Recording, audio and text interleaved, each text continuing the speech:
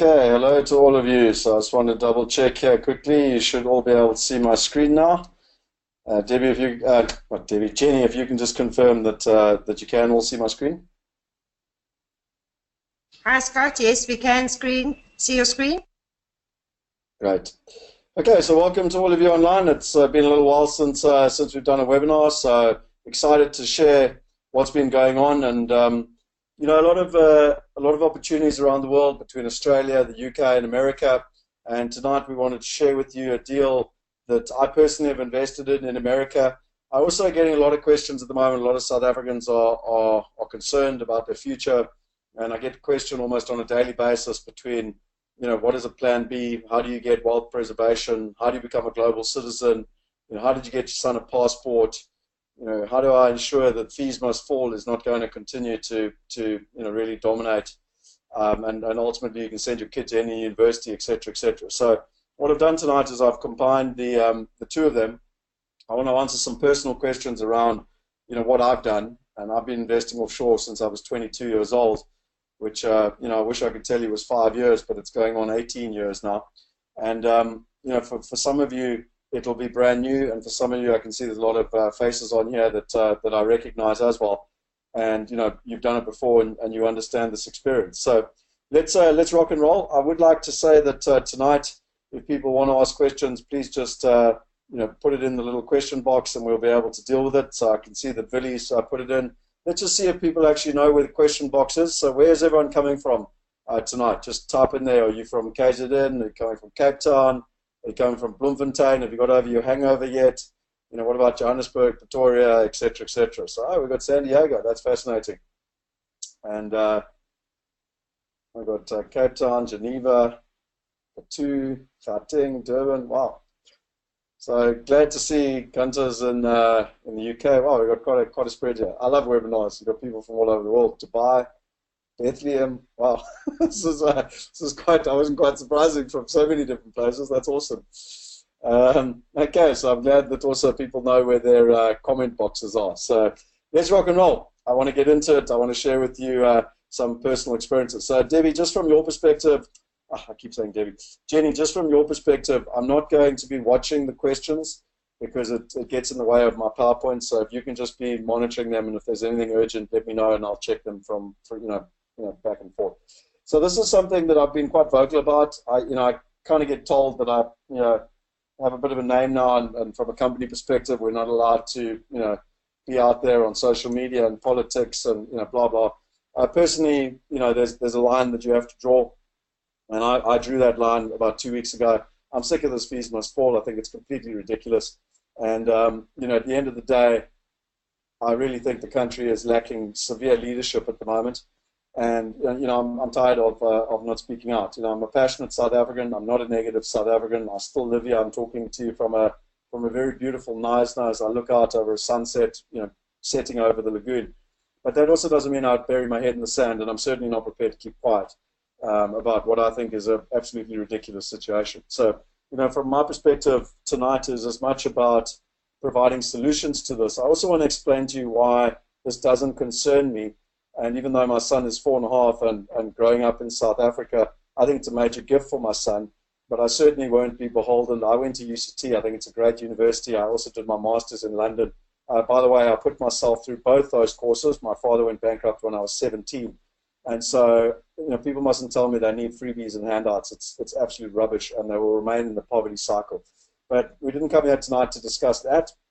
We came here tonight to discuss what we can offer you and what we've helped hundreds, if not thousands, of South Africans already achieve. And that's really peace of mind, wealth preservation, a plan B, and the one that is probably very close to my heart, and that's freedom. And, for me, it's freedom of where you want to live. It's freedom of where you want to send your kids to school, where you want to send them to university, who you want to donate your money to. And ultimately, it's the freedom to make choices you want for you and your family. So, Henny Besaidnout, my business partner, said to me, and a number of us when we were on his farm about 18 months ago, he said that we have to do what we're doing so that we can help South Africans live in South Africa because they choose to, not because they have to. I think it's quite, endearing that Henny and myself and a number of my colleagues all live in South Africa because we choose to, not because we have to. And we want to share with you tonight how you too can have that. So just a little bit for a lot of new faces online, and I'll keep it short for those who already know me. You know, a little bit of background, and if you want to know more, you know, it's all in my book, Property Going Global, which was endorsed by Clem Santa. It was published about 2 years ago. I must admit, I do need to update it. When I find some time, the intention is to bring out version 2. But my point being is my entire story is in here. So if you want a copy of the ebook, just type in there PGG or Property Going Global, and we'll send it to you. In simple terms, the story of two brothers that really, you know, defined my life. The first one was my father. You know, he wanted to be a farmer in Zimbabwe. And in '76, we were run off our farms. We got 3 farms in Zimbabwe. We were literally run off by the freedom fighters or terrorists, whatever you want to call them. They were killing everyone. And I was due to be born in 6 weeks. My parents packed whatever they could into a car, and they drove to Durban. And my life, you know, my father lived a life of reaction. He put my brother and I through very good schools. He gave us self-belief. He was a wonderful dad. But unfortunately for him, he never got to live the life he wanted to do. And, you know, he took a corporate job. He was financial director of one of the listed companies in South Africa. And then he always wanted to go on his own, and he went on his own at the age of 49. I was 17, and he went bankrupt. And unfortunately passed away about 10 years ago. And really, from my perspective, it was a very much an example of someone who doesn't plan for the future. In comparison, you know, I had my uncle who in 1980, you know, opened his first offshore bank account. He didn't leave Zimbabwe. He decided there was great opportunity there. He opened his first offshore bank account in 1980. And 23 years later, he decided that it was no longer good for his family to live in Zimbabwe. So he immigrated to Brisbane. Now, at the age of 53, he bought his way into Australia. And a lot of people don't know this. It's very difficult to get into Australia after you're 45 unless you're a global citizen and you have money. And he bought his way into Australia. And I can teach people how to do that. I've helped a lot of people, and we've got the right partners to be able to do that. He bought himself a house for cash. In 2003, it was 1.8 million Australian dollars, which is a hell of a lot of money then, and it's a hell of a lot more money now. And my point being is that because he opened that offshore bank account and made money in Zim, but 23 years earlier, you know, put money overseas and invest in first world assets with a first world income, it enabled him to buy his house. You know, he sent his kid to one of the best schools in Australia. Subsequently, his kid was offered bursaries and acceptance to some of the best universities in the world. And the one that I love most is that he never had to work for an Australian. I've seen a lot of people, you know, work their whole lives through their 20s, 30s, 40s, and even into their 50s, and then immigrate and go from being. I had one gentleman turn to me personally and tell me that, you know, he used to be a general and now he's a foot soldier. And I certainly don't want that for myself or anyone that's close to me. And so that's why this stuff is very important to me. And, you know, I always say everything in life is about strategy. What is your next move? You know, you can kind of have blinkers on and not really focus on what's happening both locally and globally. And or you can really aim to be a global citizen. You can learn from people that are doing it. You can copy what people are doing. You know, Tony Robbins says the fastest way to be successful is copy what successful people are already doing. You know, if you want to be wealthy, copy what wealthy people are doing. And it's no coincidence that the wealthiest people in South Africa are investing in first world countries, and they're also investing in direct real estate that pays them a passive income, because it ultimately allows them to ride the huge uncertainty which we face from a global economic perspective. And so, just to give you a little bit of research, if you know me well, I'm all into my research. I don't make decisions based on gut feel, and I certainly don't use hearsay. And so what I was interested in a couple of months ago, about 3 months ago, was if I took the exact same amount of money, and I go back as far as records could go back, which is 1978, and I invested that same amount of money in South Africa and or America, where would I be today? And taking into account, you know, it's effectively 38 years, you would see that the red line is South African investment based on long-term South African averages, and the bluey purple line is the American average. It's about a 424% difference, so you'd be 4 times better off as a global citizen if you invested in America. One thing I would like to point out is that we started helping people invest in the third quarter of 2012, which was pretty much the dip of the market in America, and I don't think our timing has been too bad in terms of calling the market. Now, you might call it a fluke, but let me show you some other stuff today. Okay, Australia. If you did exactly the same thing in Australia, the blue line is South Africa, the red line is Australia, you'd be 499% better off, so nearly 5 times better off, which I think is also quite important. I would also like to point out that we started helping people invest over here in Australia. We actually stopped around 2013 because the returns weren't that good. You know, Henny, as an example, started with $4 million. He turned it into $44 million in 4.5 years. That company is now listed and it was worth over $600 million. We got out of the Australian market for about 2 years, A, because the American market was so hot, and B, because there was a rising interest rate cycle, and we got back into it about 18 months ago. And you can see it's all about riding the cycles, and again, it's not gut feel. I'll explain to you later how we do that. And then lastly, on the UK, again, what's the difference of investing in the UK? Well, you'd be 332% better off, or roughly 3 times better off, if you invest in the UK. And what's also interesting here is that I started investing in the UK over here in 2002. I rode the market. I invested in a number of properties through to about 2007, late 2007, where I stopped. I believe there was too much risk based on the income returns that the assets were producing. We got back into the market, ironically, in 2009, so around this period here. This was a beautiful buying period. We were buying properties at 40p on the pound. And ironically, we actually stopped quite quickly. We stopped in 2010 because we believed that the risk was still at the same level it was pre-crash, and yet not a lot had changed. Some would argue that we've missed the market. I don't agree with that. I think the market is grossly overpriced. The income returns are now traveling at like 2%. And so you could say from a capital growth perspective, we've missed the market. But from a real returns perspective, I don't believe we've missed the market. I do believe there's going to be a correction. It's already happening. You can watch my YouTube video 18 months ago where I told you there was a crash coming. It's going to happen. It's guaranteed based on supply and demand, interest rate corrections. And, you know, again, for me as a global investor, if I was an estate agent trying to sell you a house in London, I'd give you 1,000 reasons why you must invest in London. But as a global investor, I'm not caught up in emotion. I just look at the numbers, the research, and the trends, and we invest in the right place at the right time. And I don't see the point of investing in markets where you're getting low returns when you can invest in other markets where you can get 3 times the return, and it's not a gut feel, hope and pray strategy based on capital appreciation. So if you had a crystal ball and you can go back to 1978, I'm sure you would like to know these trends. If you invested the same amount of money, you know, in South Africa versus diversifying across America, Australia, and the UK, this is where you would look in terms of your net asset value. Now, I didn't know this back in 1978. I was only born in 1977, but maybe with my Zimbabwean half heritage, my other half heritage is South African, it's just innately in my blood not to invest all my money in one country, one asset class, or one currency. And I've been investing in England, Australia, and America in terms of creating a diversified portfolio now for many, many years. As I said to you, I started nearly 18 years ago. A lot of people say that investing is super complicated. They sit there and tell you, you know, all these algorithms and facts and how clever they are. I truly believe that the more people overcomplicate things, the less they actually know about the topic.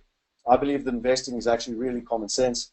And, you know, if there's too many properties coming into the market like there are in London and interest rates are going to go up, it's only a matter of time until the property prices fall, because investors will pull out of the market, especially the foreign investors who are primarily the investors, versus investing in old age, healthcare, medical facilities in the first world like America, England, Australia is an absolute no-brainer, because the baby boomers are getting older, they need more medical care, there's more money and investment going into that sector, and therefore, you know, it's a great sector to be investing in. So I don't think you need a PhD in investing, I don't think you need a PhD in economics. I actually think that it's fairly common sense, and you need to trust your gut and not let middlemen get caught in the middle and dilute your returns with a bunch of fees. Just to give you a couple of highlights, I did my first project when I was 13, my first real estate project. Everyone thinks it's ridiculous. It's not. I persuaded my parents. That was my bedroom there with my brother. We shared, and I got them to agree. I showed them how we could do it and help project manage it. Now, don't get me wrong, my folks gave me a hell of a lot of self-confidence. I guarantee you there were architects and quantity surveyors and everything else, but my memory is that I did it.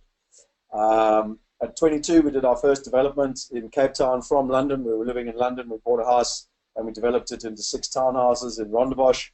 At 24, we bought our first house in London. I always talk about us. You might notice I've never bought a property on my own. I fully believe in partnership and working with people. We bought this house in Wimbledon back then for £270,000. My biggest mistake was not buying every property on the screen. 5-minute walk from Wimbledon, one of the best rental markets. And, you know, as an example, our core tenants are Antipodeans, and they love a bit of space in London, 5 minutes walk from Wimbledon Station. From there, we had so many people asking us about how to do it that I started a company called IPS to help people invest in South Africa, so expats from London into South Africa.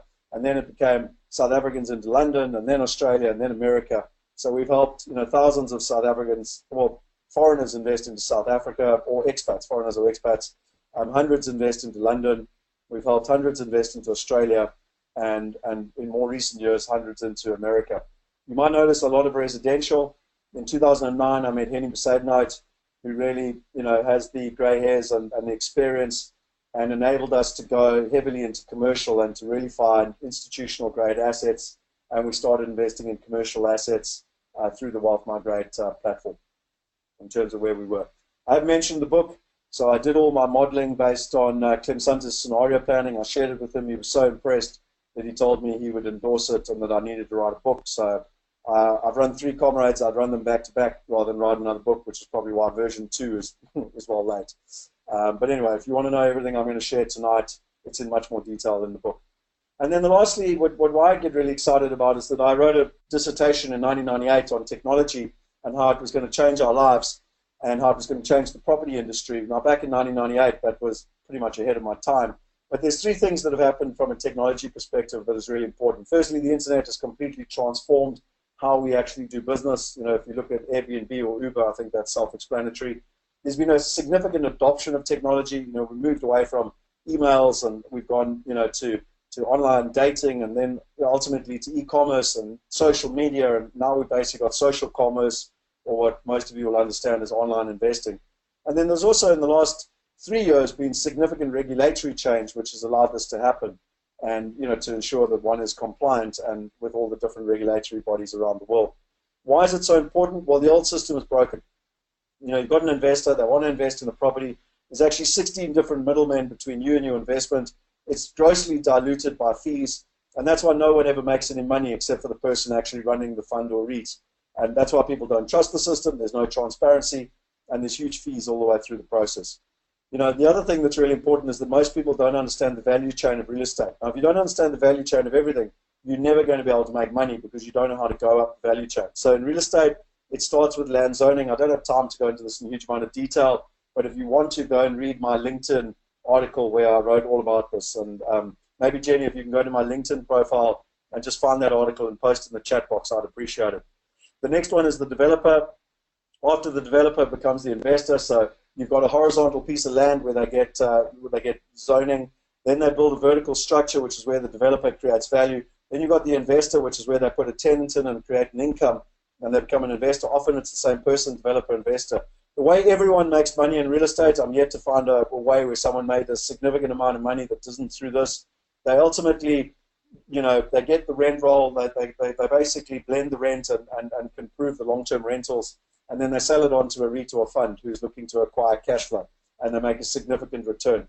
And then you or I come along and we invest in that REIT or fund, and we can't understand why we battle to beat inflation, let alone get wealthy. And so just in terms of the returns, a land investor takes a lot of risk. It takes a long time. They'd be looking for an IRR 30% plus generally. A developer is generally looking for 25% plus IRR. An investor is generally looking for 20% plus. A fund or a REIT is actually only looking for cash flow, and quite often, you know, forget about share price value. That's irrelevant. It's got nothing to do with it. It's based on the net asset value and the accumulated value on balance sheet of the portfolio, and most importantly, the income cash-on-cash return of the assets. And generally, they're buying at it's called a cap rate. They're generally buying at a cap rate of 5 to 8%, and often quite a lot lower, depending on the surety of the income. And then we come along and we invest, and we wonder why we battle to beat inflation and why less than 1% of people at the age of 65 in the Western world can actually retire wealthy. So if anyone disagrees with me, you know, this is the article I was talking about. I highly recommend that you go and read it.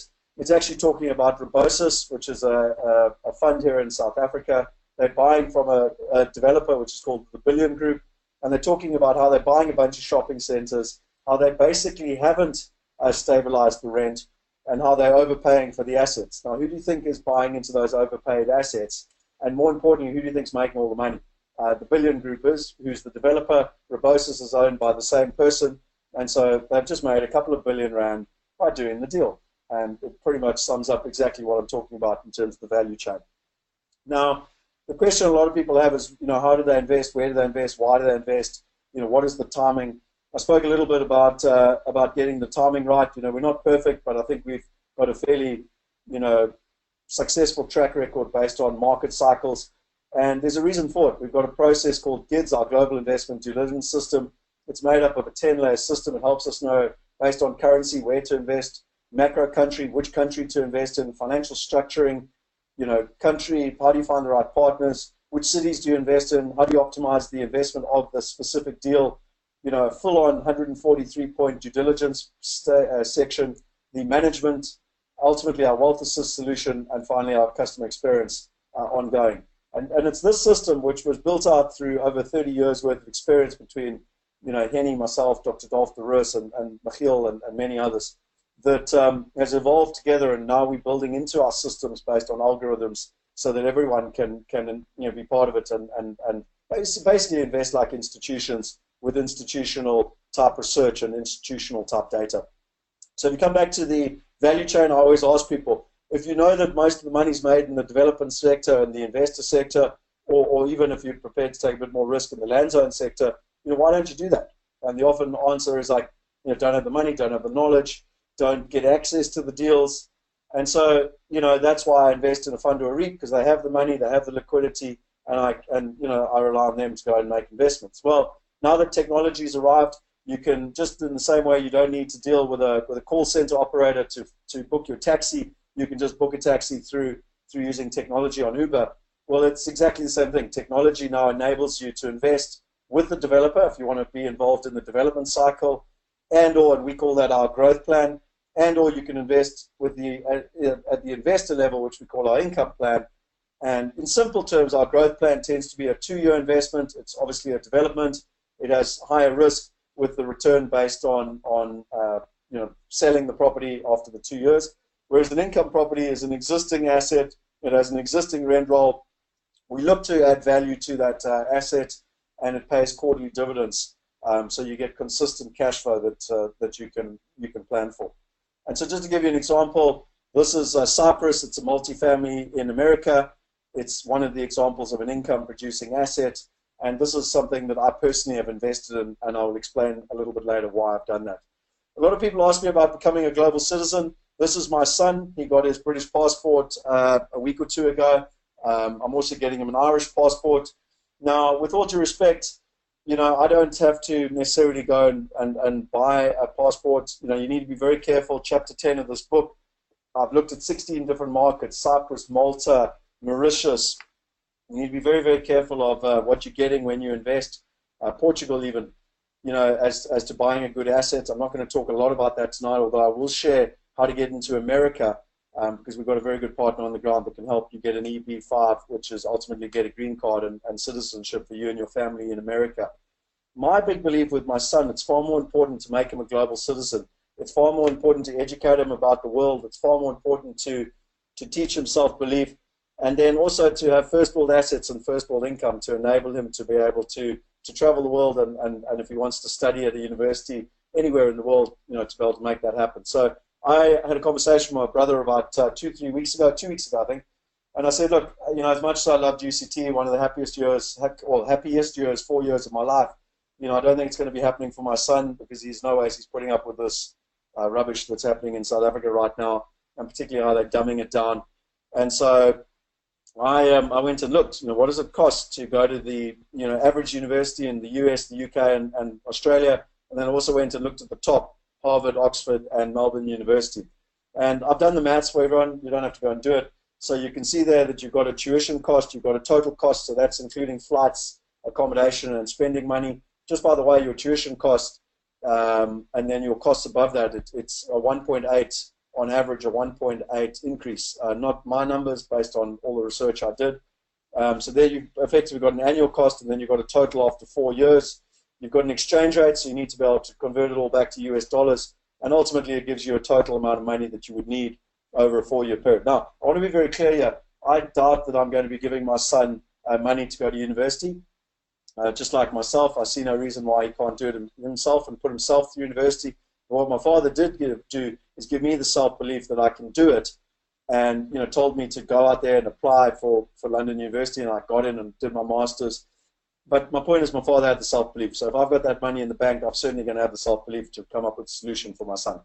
So I then looked at a couple of options. If I pay $100 per month for 10 years, $500 per month for 10 years, $1,000 for 10 years, and then $1,000 for 14 years. The reason 14 years is John D's 4.5. So that means that he'd be going to university in 13, 14 years' time. And I looked at 3 different options here. 6% is the average South African property. So the 30-year average for South African properties returns is 12%. If you take also the 30-year average for the rand devaluation at 6% year on year against the US dollar, if you want to, you can kid yourself, bury your head in the sand, or you can be a global citizen. You therefore need to look at the real returns, which are closer to 6%. If you take an option like a Cyprus, which is an income-producing asset, the internal rate of return, I had it 15. Ironically, when you're going to see it later, it's actually quite a lot higher. But let's be conservative and say it's 15%. And then if you take a growth project like the one in Kensington, which is the residential development opportunity in Australia, you're looking closer to 20%.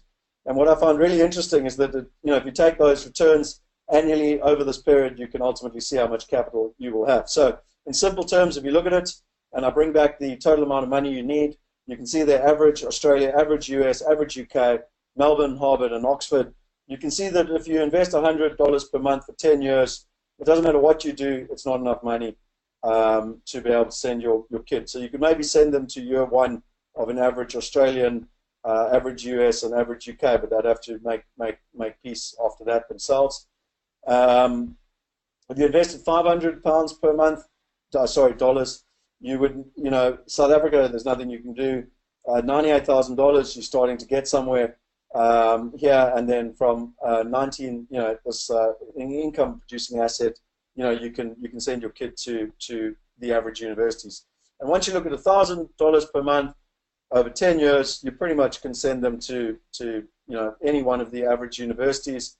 And if you're looking over a 14-year period, you can actually see here that if you're investing in an income-producing asset, like Cyprus and/or Kensington, you can actually invest, and they can go to the best universities. And if you're getting a return close on 20%, you can actually send 2 kids for cash.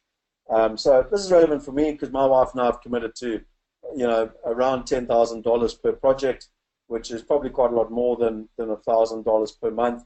But anyway, I wanted to keep it simple for people to be able to analyze. And so that really kind of gives you a little bit of context. I specifically wanted to keep that within the half-an-hour framework. And I bring up this nice little graphic, and before I go any further, I want to see if there's any questions, because the question really is, what do you do next? I've explained to you what you do and why you do it, but I want to now go into the how you do it in terms of the American opportunity and what we're doing in America, where we're investing, why Texas, and what we're investing, why I'm investing myself. Is there any questions that you want me to answer just in terms of the overall framework so that you understand where I come from, where Wealth Migrate comes from, and most importantly, why we do what we do? So I can see that Brett wants a copy of Property Going Global. So if you want that, just type in there PGG or Property Going Global. And Mans has said, yes, sorted. Which is better to invest, USA or Australia at this time? Great question. Rion, it's nowhere as easy as that. It depends on your personal needs. There's pros and cons to both markets. And, again, I would suggest you chat to an investment consultant in terms of your needs, because every opportunity is relevant, but one needs to basically, be able to make decisions. And that's why I don't make decisions based on gut feel. I also don't give financial advice. I'm not a financial advisor. I only tell you what I'm doing, what I've done, and I can share with you. So there's different pros and cons. If you're looking to move to Australia, there's 4 significant benefits to investing in Australian property that have nothing to do with property, which can help you immigrate there. If you're looking to move to America, there's significant upside as well, but it really depends on what you're looking for. Okay, so you can see I put up our first poll. I want to get you guys engaged and see how you're getting involved. If I'm going to share lots of information tonight, then I also want to understand who I'm talking to and really what you're looking for. Because if we don't understand what you're looking for, then we've got no idea and we can't add any value to you. Our time is precious, as yours is. the more we understand of what you're looking for, the more we can actually help you get it, basically. Is it possible to help get a British passport? It depends. So again, it depends on your personal background. And what I would say, honestly, is that people need to focus less on getting a specific passport and more on becoming a global citizen. Take my uncle's example. He had nothing but a South African passport and a Rhodesian passport, sorry, Zimbabwean, bit of a slip of the tongue there. And, he bought his way into Australia. It's much more important to become a global citizen because that'll give you the freedom to choose rather than whatever you can get. Okay, so I can see over 50% of people have done the poll. I'll give you another 5 seconds. I'm going to close the poll, and then we're going to rock and roll into what's happening in America and specifically why Texas. Anyone else want to vote? Going, gone. Okay, so let's close out the questions here. And anything from your side, Jenny, anything you need to make me aware of before I share what's happening in America and why we're investing in Texas, and more importantly, why am I investing in specific deals? Hi, Scott. We've just got a couple of questions from Romualdo and Rion that you might want to have a look at. Okay, so Meroldo, I'm not quite sure how to pronounce that. What are the tax implications for the different types of nationalities? So great question. We paid a lot of money to Grant Thornton right up front when we set up all our structures to ensure that they are tax efficient. So that question could be asked two different ways. The one thing is, what is the tax implications if you invest in the country? And the other one is if you, from X country, how does it impact you? So I could argue, I could answer that both ways. Most importantly, Romualdo, is we spent a lot of money, like I said, to make sure it's as tax efficient as possible. And then Rion said, just an investment staying in South Africa, what will you choose? Just as an investment staying in South Africa, what will you choose? Again, I would blend, Rion. So I'm not sure if I'm pronouncing that right, but I would do both. I mean, I can only put my money where my mouth is. In the last month, I've invested in Australia and in America. I've invested in a growth project and I've invested in an income project because I like to have a diversified, balanced portfolio across countries, across residential and commercial. Okay, I'm gonna rock and roll. I'll come back to those questions a little bit later. Hopefully, you've enjoyed our little screen with where in the world do you actually invest. So let's look at what's going on here. I think market research is one of the things that differentiates us dramatically. A lot of salesmen out there will tell you where to invest and why to invest. I'll give you all the research proving to you that London's the place to invest right now, and yet they tend to find the research that suits their needs. If you've met someone that's invested already on 4 different continents, I'm sure you can understand that we're not partisan, and we certainly don't have any what's the word called? We're not pushed in any one direction. The research, we put it into our systems, and the research tells us what to do and where to do. So let's look at some of the research that I think is relevant. We look, and Henny learned about this at least 4 or 5 years ago, about aeroports. So in the old days, it was all about ports and ships. Now it's about aeroports. All commerce, tourism, and basically, sustainability of a country now takes place around airports. And so what's really interesting, if you look here at Georgia, that's Atlanta. Texas is number 4. Just in terms of areas. So there's a couple of things that overlay here as to where we invest. We also invested in Florida, by the way, in terms of just some of the areas, in terms of the biggest airports and why we invest in those areas. So you can see there. Then the second thing is there's top landlord-friendly states. So there's over 50 states in America. America is a very big place. Everyone runs off and wants to invest in California or New York. Little do they know that the tenant laws are not too dissimilar to South Africa. It's virtually impossible to get rid of a tenant. There's huge rates in taxes, and so your gross return might look attractive, but your net return is not that great. I personally stopped investing in South Africa in 2010 because I was sick and tired of the tenants having all their rights, and I started investing in first world markets where I, as the landowner, the person who owns the asset, actually having the rights. So we focus on states that are pro-tenant, and what I think you'll find quite interesting is, again, number 1 is Texas. Arizona, Dolph talks a lot about Phoenix and the opportunities there. We've got Florida, number 7. We've got Georgia, number 8. And we've also got Tennessee and Oklahoma. So we've invested in Texas. We haven't invested in Arizona. We haven't found a partner we can trust on the ground there yet. We've invested in Florida. we've invested in Georgia, we've invested in Tennessee, and we've invested in Oklahoma. So it's quite interesting. If you look at the top 11, we've invested in at least 5 of them. And then in terms of the highest growth rankings, based on Forbes, you can see there that Texas is number 1. North Carolina has come up a number of times on our radar, and again, it's about finding the right type of partners. You can see here some of the growth areas. California is the numbers talk well, but there's other stats that I've already told you about. Arizona, again, Dolph talks about that. Florida, Oklahoma, Tennessee, Georgia. So once again, we're in all the different markets where we're getting the best growth.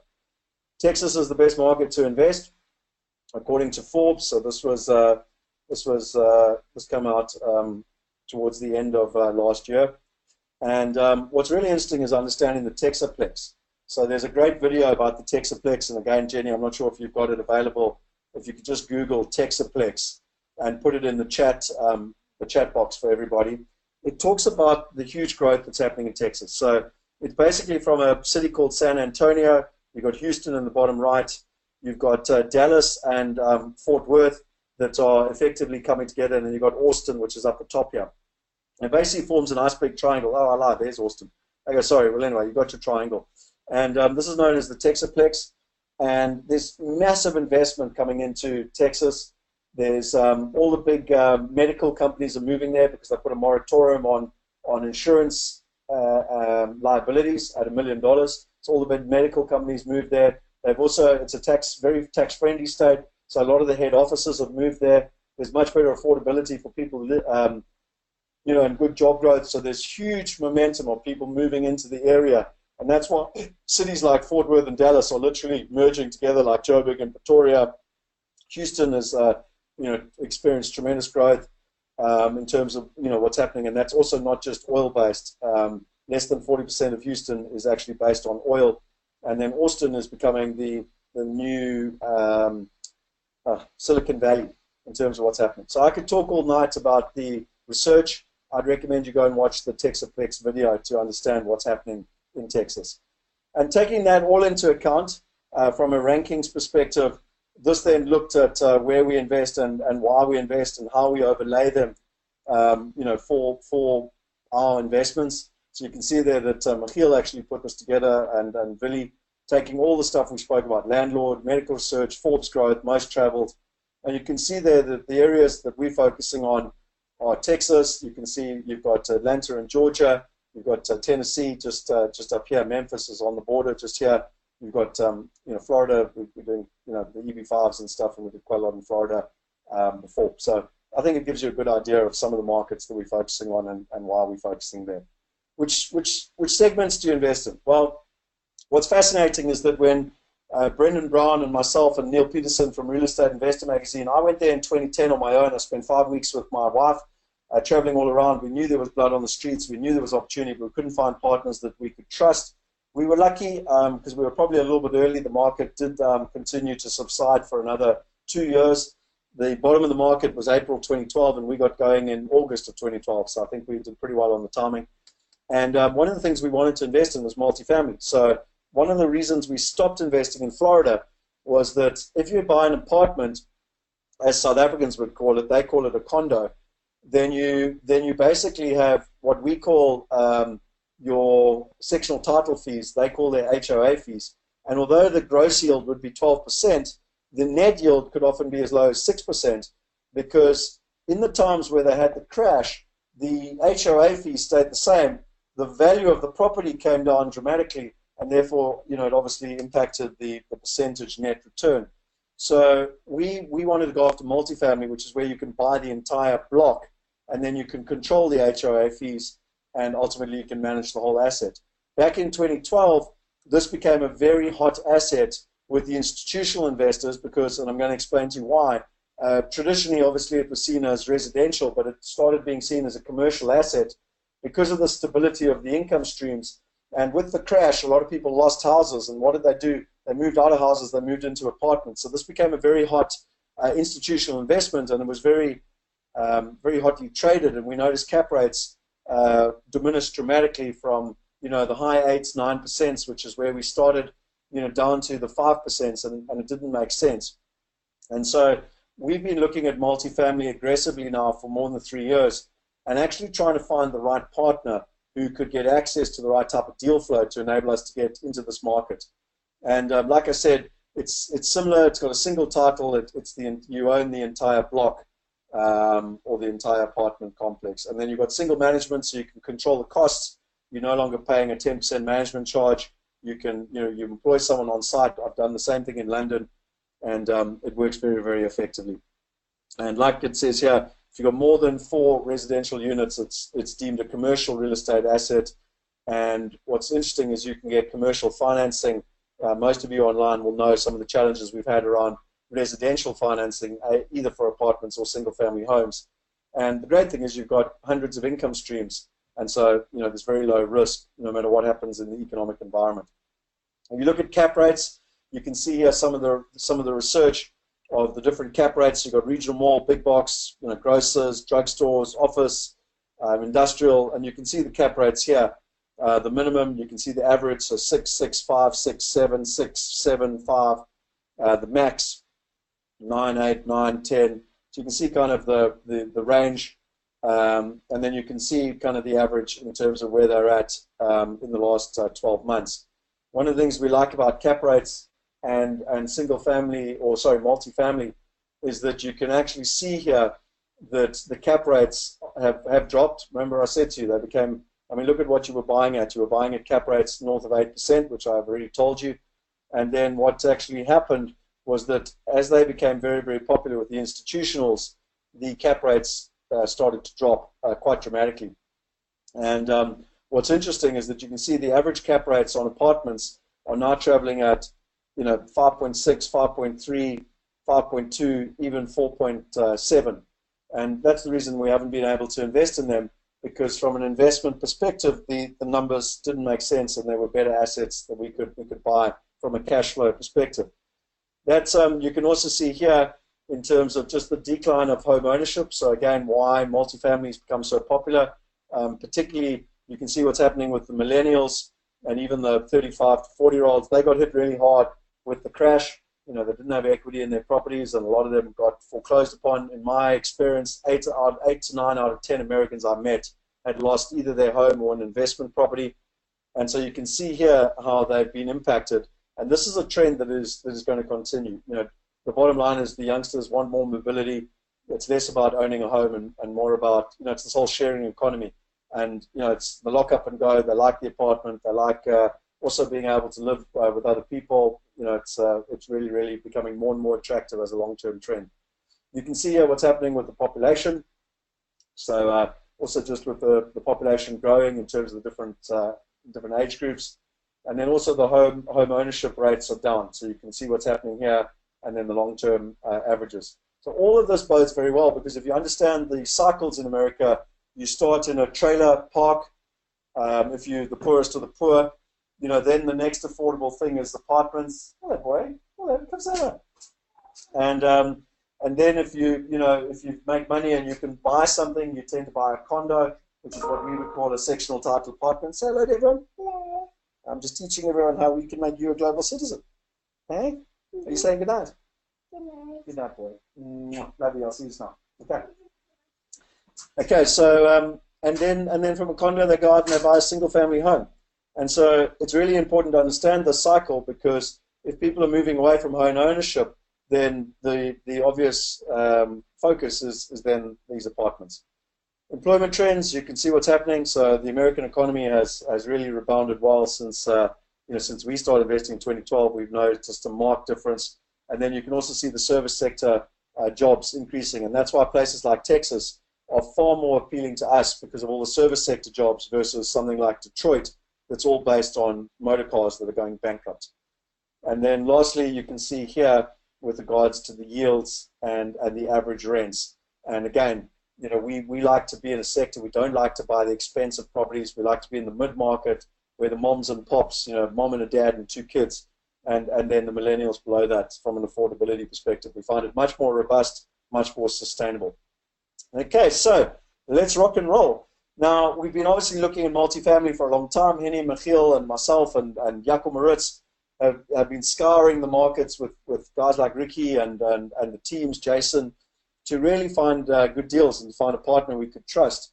And finally, after nearly 4 years of investing in America, we finally came across a partner. I'll tell you a little bit more about the PPA group just now, but a phenomenal partner. And because of their track record, they get access to deals that others wouldn't. So this particular deal, there were over 20 different offers. We were not the cheapest offer, and we weren't the most expensive offer. And yet we won the offer because of their track record in the market. They're an Inc. 500 company, the PPA group, and they're one of the most respected in the space, not only in Texas, but in America in the multifamily. So we got access to this opportunity. It's a multifamily apartment. It's located in Houston. The purchase price is well below the replacement cost, which for us is a very good indicator when it comes to value. There's a growing population. I explained that, and there's a new corridor which I'll show you now on the map. It's a Class B, so again, not right at the top. We like to be in the affordable market. You can see there the total rental space of 18,000 square meters, 252 units. So the best way to understand this is like buying a block with 252 tenants.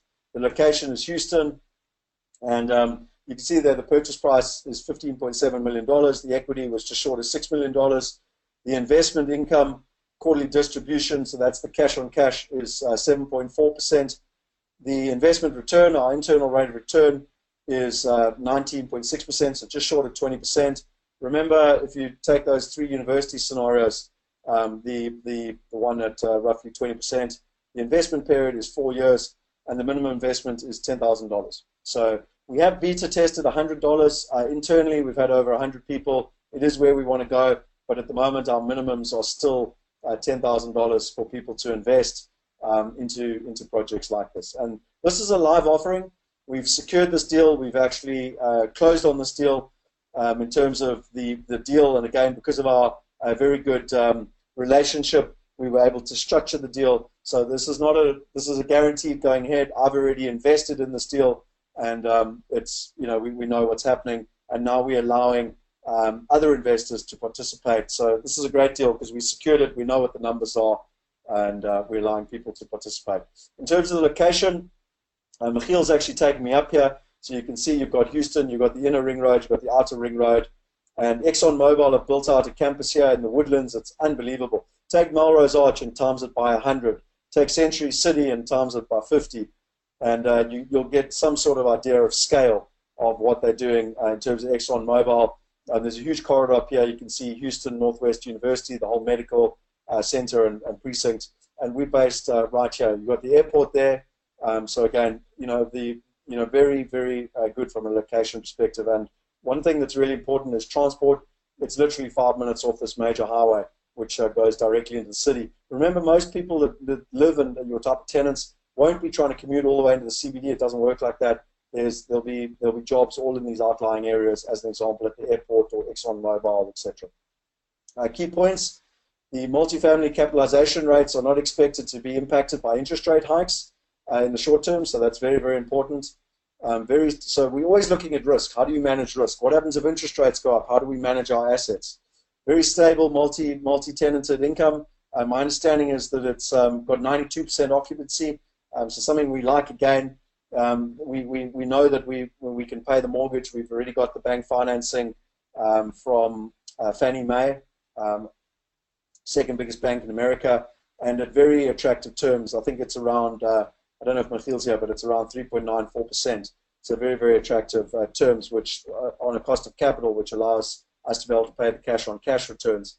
The location, I think I've explained. The state is obvious, landlord-friendly state. And our strategy here is a value add. So we like to buy assets where we can add value. We don't like to just ride the market and hope and pray.